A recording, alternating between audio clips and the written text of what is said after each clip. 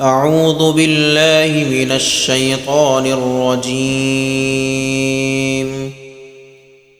بسم الله الرحمن الرحيم.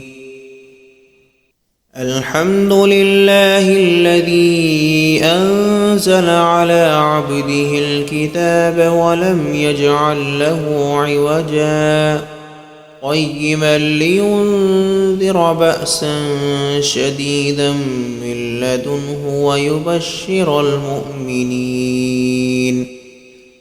ويبشر المؤمنين الذين يعملون الصالحات أن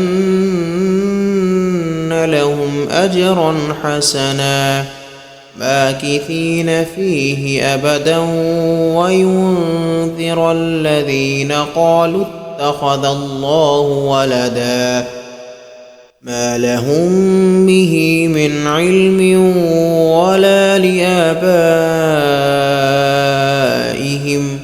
كبرت كلمة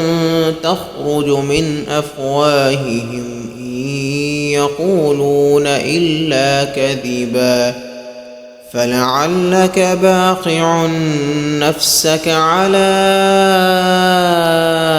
آثارهم إن لم يؤمنوا بهذا الحديث أسفا إنا جعلنا ما على الأرض زينة لها لنبلوهم أيهم أحسن عملا وإنا لجاعلون ما عليها صعيدا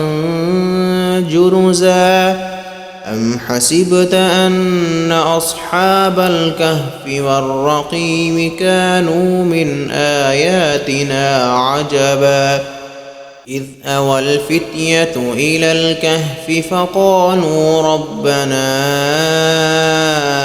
آتنا من لدنك رحمة وهيئ لنا من أمرنا رشدا.